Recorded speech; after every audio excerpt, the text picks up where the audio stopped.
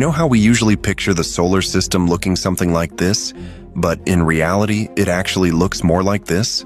The reason for that is a bit more unsettling than we'd like to admit. It's not just our solar system moving at these insane speeds. Our entire galaxy, along with everything inside it, is hurtling through the universe at 600 kilometers per second. That means, since the start of this video, you've traveled about 9,000 kilometers, roughly the entire length of Russia, through space. In the 1970s, scientists discovered that this isn't just caused by the universe expanding. Something is pulling us. But here's the terrifying part. It's not just the Milky Way being pulled.